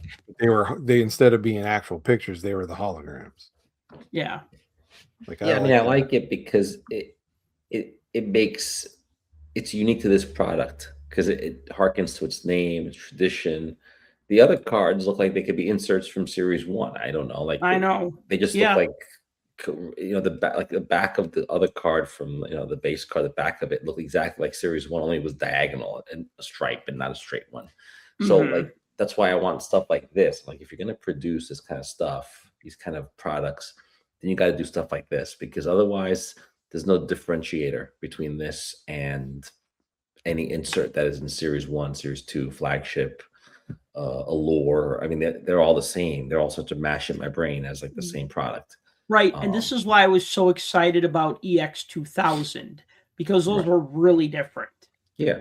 I mean, you got 2 cards per pack, and it's a pricey set to put together. I was able to find a complete set with rookies at a price that didn't break the bank, and I put it in pages, and I'm so happy that I got it. But that's the thing, is that like you go, oh, this is a really cool card, and now you're like, oh, the whole set is like this. That's cool. And I look at like this force insert, and I go, this would be like, if there was a whole set like this, I'd probably buy it. I'd probably pursue putting it together. You know what I mean? Like if it was just 100 cards, 100 top players, 20 or 50 rookies, yeah, it'd be tough, but it'd be more unique than like these other inserts, which just look like they're from anything. Well, I also wonder if production value wise, cards like this are hard to make in mass quantity, or they just don't want to because they want to make them seem unique or scarce. I'm not sure which is it. But Look the at quality hit count control on on this all would these be inserts. What's that, Tim? I said, look at the hit counts on all these inserts like that you have posted. Yeah. yeah. I mean, you're talking I know it's lotto tickets. 1 out of 40 is low. Yeah. And that's 1 in So- 5 boxes. Yeah. Right. So you're right. It is a lot. It's a lot. We live in a world today where, like in the 90s, for the first time in the 90s, I remember people were buying boxes. Like in the 80s, we were buying just packs. Like we'd go to the store on Friday, Saturday, buy 5-6 packs, and that was what you would do. You know, now people are buying boxes. Now the way the configuration is, you have to buy cases. Like it's almost as if people are buying cases. Well, you don't buy packs anymore because, Right. especially when you have like a box that has a guaranteed hit, you're not going to spend $20 and No. buy 1 pack. You're just going to buy the whole box, all 8 packs, Right. and then get your guaranteed hit. You know what I mean? Like, I mean, But when you Yeah. go to my LCS, and not just the one near me, but even if you go to David Adams, there's a store in New York now. You walk in there, and behind the counter, there's shelves and shelves of open wax where people are buying packs. Someone's buying packs. I don't know who. I mean, that's But- okay. I mean, that's So- How do fine. you know they're not searched? You don't. You don't. And you also don't know if, I mean, you How do buy you know a the box. hit already wasn't pulled? Well, exactly. But you buy a box and you're disappointed. Imagine just buying 1 or 2 packs. I mean, what are the odds of getting anything good? I mean, you really have to beat the odds. But I'm saying, How do you know that the box wasn't X-rayed? well, that's all the story that we can. What is this force card? Is this the Rangers? Yeah. All right. Keep talking. I'm gonna look at something. Okay. no, Yeah. what Tell I'm me getting- that it's worth what- $6. I'm going to. What I'm getting at is that the way, I mean, if it's 1 out of 40 boxes, I mean, that's impossible. And that's on the low end in terms of odds here. So basically, they've turned the whole product or the whole thing into like a big lotto thing. And you have to just be happy with what you get. And there's no set building here. It's not built for that. And I know we say that over and over again.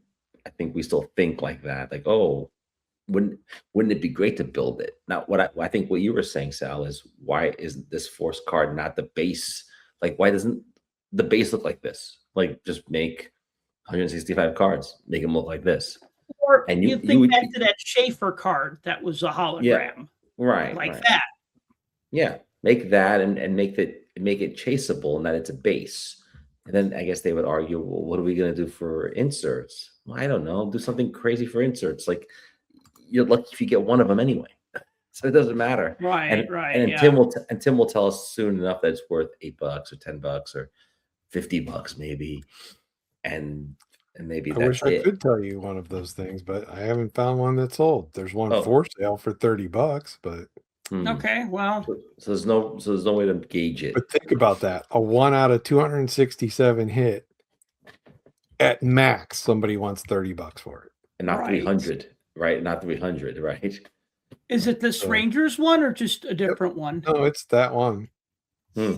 It's that one. What are the odds of that? Same exact one. By the way, Sal, these numbered? No.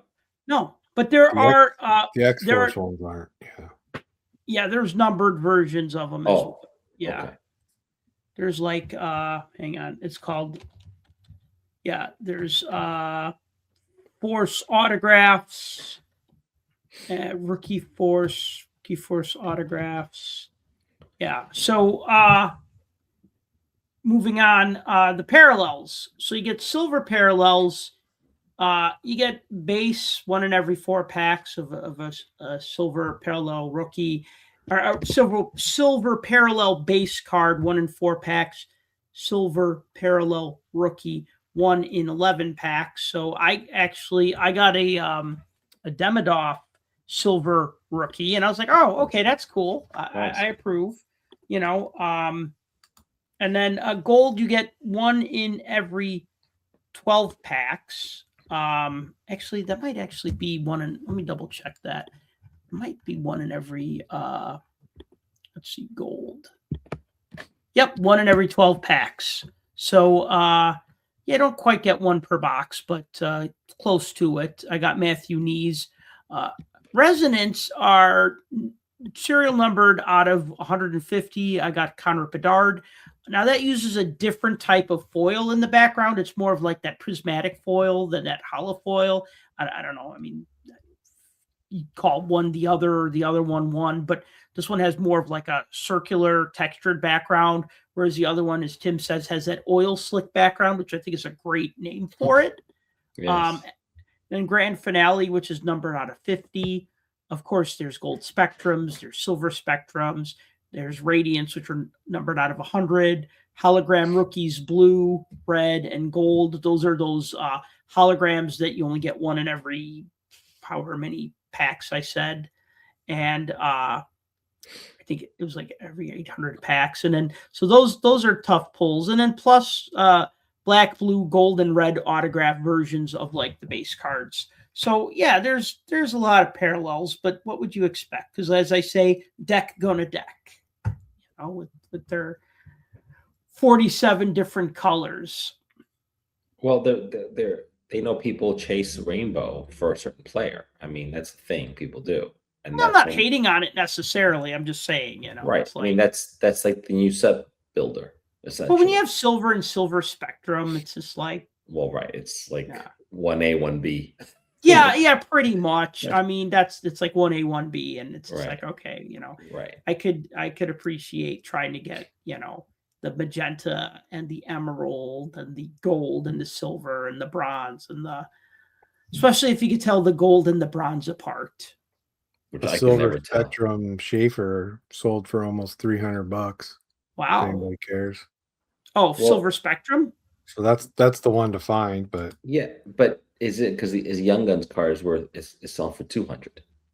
So I don't know, like, right, there's $100 difference there between something that is totally different, which tells you about the power of the flagship product to remain strong, and how the Young Guns is stronger compared to like all these other. If this is another sport, I feel like these other cards of rookies would do well as well. Right, and, yeah. And they don't in hockey. It's like Young Guns or bust. It's like, that's it. Pretty much. So SPX, winding it down here, the good, the bad, the ugly. The good, the shiny cards make rainbows. Yay! But, the holographic cards or holograph-like cards, I mean, they're pretty cool. I appreciate the technology that goes into these cards. Like there's things I like about them. There's things I don't like about them. The base card, I'm probably a little mad towards, but like the inserts, I like the inserts better, which seems to be true of a lot of these types of sets where I go, oh, why wasn't the insert the base design? Then I would have been all over this. I do like that you get 1 insert or numbered card per pack. There's a lot of clear-cut inserts, which are popular. I like them sometimes. Sometimes I'm just like lukewarm towards them, but whenever you print something on something that is not the standard like card stock. No, I mean like plastic. I think all cards should be made out of plastic. I think all trading cards should be basically printed on credit card plastic so that they're more indestructible, because they don't need to be cardboard anymore. We didn't have cardboard 125 years ago when trading, or we had cardboard 125 years ago. We didn't have plastic then. So they printed it on cardboard. Now we can print on plastic. That's like, durable. So I think when I get a card that's durable, I appreciate it.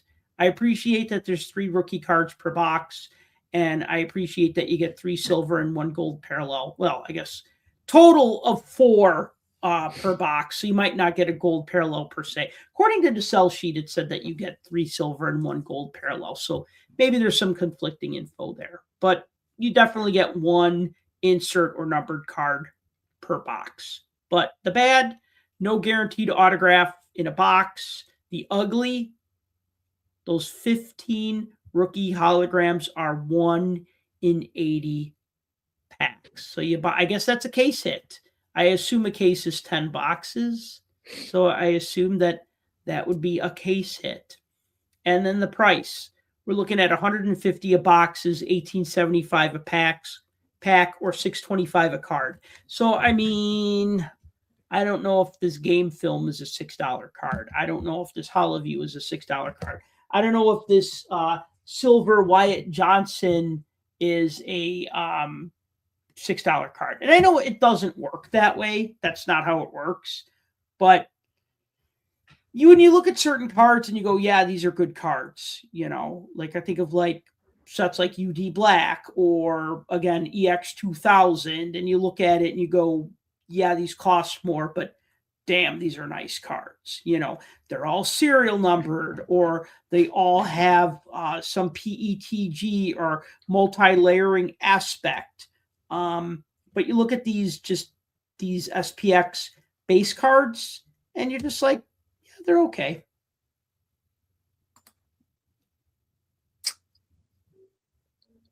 I'm not gonna lie. I like a couple of the inserts. I mean, the 2 that you got here, the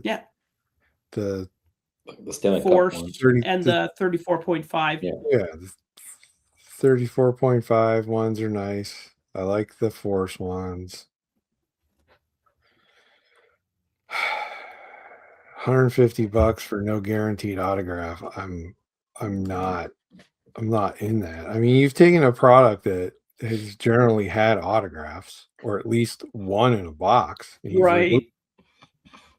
Like, what were they last year? 1 out of 16 or something like that. And now they're 1 out of a billion. So it's like you're not getting the autographs. Plus, a lot of the autographs I've seen are stickers. Mm-hmm. It's kind of hard to sign cards that are covered in, plastic or whatever it is, lacquer and wax. So what are they supposed to sign? So take them or leave them sticker autos, whether you like them or hate them. I mean, it is what it is, but at least you'd be getting an auto if they throw it back in. Right. But instead, you created this product where you've taken all this technology, you're printing everything on plastic. What is this synergy? Is this what they've become? Since we don't have synergy anymore, now we're making this. We've turned SPX into that. But I think this, every time we do a show and we talk about a product from this year, even last year, the no autograph, the no guaranteed autograph is the norm now. It's become the norm. And that used to be like the thing you want to get, even if it was like a guy that was like a third liner. You're like, still, it's an autograph. Like it would satisfy the opening of the box. The fact that you spent $150 or $200 on a box, like, okay, but I got an autograph. Like, for whatever it's worth, I can always resell it, give it away, keep it, whatever. It felt like something that's worth more than like some rando numbered insert that is worth $8 and nobody cares. Even though that autograph might be an $8 autograph, it just felt like something. Like either that or a patch card felt like something. And now I'm seeing less and less of those and more of these numbered inserts that frankly don't carry any kind of demand or value, I feel. They don't. And it's even worse in hockey, I think. Than in hockey, it's really worse. It's really bad. As I see in baseball and in basketball, people chase those. They chase rookie parallels. They chase rookie inserts. In hockey, we're not doing that. No. And so all these products just don't seem like they even matter. But I understand Upper Deck can't make money making flagship, and that's it. They have to make 75 products a year. I just don't know who's buying all these products and why, because you couldn't buy all these products if you tried as a collector. And if you did, you spend a lot of money and get very little in return. I mean, variety is the spice of life. So I appreciate mixing it up and having different things. If you're going to make theme products where every year this product, it's going to look like this, and this year the product's going to look like this, and Well, they try to do that. They try to do that. But SPX been around for so long, and it's been a certain thing, and now Yeah. it feels like it's totally different now. Well, this It is feels a like lore. this is something that was thrown together. It's like we pulled from all these different ones and stuck them together. Like all these belong in other sets, but now they're in this. Where's the Right. black cards? They're gone. We're not doing that anymore either. SPX used to have those. I mean, I don't know. I feel like if I'm opening this for fun, and it's fine, whatever, 18.75 a pack, okay, fine. If I'm opening this for fun, that's not the price point for this. Well, I think these cards are expensive to make, right, Sal? What do you think? I mean, you said they're plastic. Yeah, I mean, anytime you have foil or plastic cards, they're going to cost more. But like, I guess the thing is that as far as the foil cards go, like the base set, like I just looked up, somebody's selling the 1 through 100 for $30, which, I mean, if I saw that at a show, I might buy it. I might not, because again, I like cards, and even like a set that I think is, that's just okay. But if it's 1 through 100 base cards, $30 for this. Right, exactly. $30 for our $6 or for our $18, $19 pack, right? So for the cost of 2 packs, you can get the first 100 cards.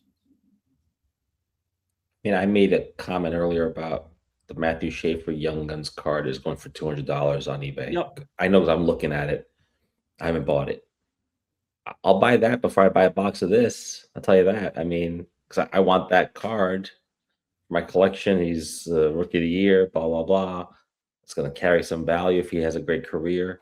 And this is a whole lot of nothing here. So I'm trying not to be frustrated, and maybe it's just I'm so stressed out in other things. But this it's making you angry. None of this makes any sense. What do you mean? You can buy a full base set for $30. Right, okay. But people don't want the base set; they want the rookies. Okay. Well, they want the whatever special cards that they're going to get, right? But if you are a person that's going to try to build a base set, or you want the base set or whatever, and you want to open packs to get it, right? You got to open 783 boxes and hope you don't get any doubles because of all the inserts and everything else, or you can just buy this 100 cards for $30 when a freaking box costs 150 and there's no autographs. Get out of here. Yeah, if we were guaranteed one autograph in a box, for 150, I'd be all in on that. I'd probably be in on that, because I'd be like, okay, you get an autograph, you get some plastic cards, you get some numbered cards, okay, and you get some parallels, right? And you go, I mean, look, if you want to hit a good rookie card, maybe you don't get I got the Demidov, right? I got the silver version, and that's a good card. Well, that to me, that's better than the bronze version. It's harder to get, but it also looks nicer, so I like it. You know what I mean? I'm happy to pull a card like that. And I like that Fleury 34.5 pounds card. I like that Rangers Force card. I like, but then again, when I look at that and I go, oh, okay, well, this is a cool insert set. Maybe I'll collect it. And you're like, oh, well, there's just 50. There's just 50. Like, how many of that Fleury card are there? I wonder. I want to see what hang on. I'm going to just. Those are numbered? No, they're not numbered, but how many? If it's one in every 13 packs, so you get one in every 2 boxes, and there are 15 of them. So it's finite enough that that's a set that you could put together and be like, okay, 15 cards, one in every box and a half. Okay, that's attainable, right? And I like that. I guess what I'm saying is that I like some of the cards in this box. And if there was a guaranteed autograph, I'd be like, yeah, okay, buy 3 boxes, get 3 autographs, maybe hit a good rookie card or a good parallel, get some inserts that I like, collect what you like. But when you buy this, you're going to end up with like basically 16 base cards. And that's just tough. I mean, I get it. You're going to get base cards, but I guess, there's a risk reward and then there's like a value, right? And actually not 16 base cards. I got 8 base cards in my box, 4 base RCs, and then 4 parallels, the numbered parallel, and then 2, 3, 4, 5, 6, 7, 8 inserts. So, yeah, I mean, it's a lot of non-base, but still, you get my point. Or not. I mean, I get your point. Yeah. Look, they're nice. They look nice. They look cool. But this is not SPX. I don't know what this is. It's just not SPX. Well, Right, and I think Call about it something else. Well, maybe they rebooted the whole thing in a way. Clearly, they did. Yeah. Well, last year also had kind of like a foily background. They were horizontal though, and they were like printed on blue backgrounds, blue foil backgrounds. Look, I don't want to be the get off my lawn guy anymore. well, Somebody look, else Okay. look, these are our final thoughts. My final thought is that maybe we've been in the hobby so long that we look at something like this and go, yeah, it's not for me. I don't like it. But if you've been in the hobby 5 or 6 years, this is something maybe new and exciting, right? And so because you don't know any better, we can compare now different eras, different decades, and that gives you a lot of institutional knowledge, a lot of history, which is important, but it's also, we don't like change, and then we're like, and this change is not good. It's like, well, there's no autograph and there's no this, and it costs more money. But if you're someone who's in the hobby 5 years, 10 years, you don't know any better. You don't know any different because the price has been like this for a while. It's post-pandemic anyway. So maybe there's a generational gap here. And Upper Deck is figuring out we need to innovate. We need to bring in 20-year-olds, 30-year-olds, and the 40, 50, 60-year-olds, well, whatever. Like they can buy older stuff or they can whatever. I mean, they've been like, we 3 are not going to suddenly stop collecting because we're mad at Upper Deck for this product. We're not. We're going to not buy this or buy something else. So I wonder if this is what's at play here is a generational shift. It's like, imagine in the 90s when we were starting out as collectors, people that were collecting in the 60s must have been like, what is all this crap? What's all this, all these different sets? There used to be one baseball set. Now there's like 5, So maybe this is what we're going through, some kind of growing pain. And at least that's what I'm telling myself, because otherwise I can't explain it any other way.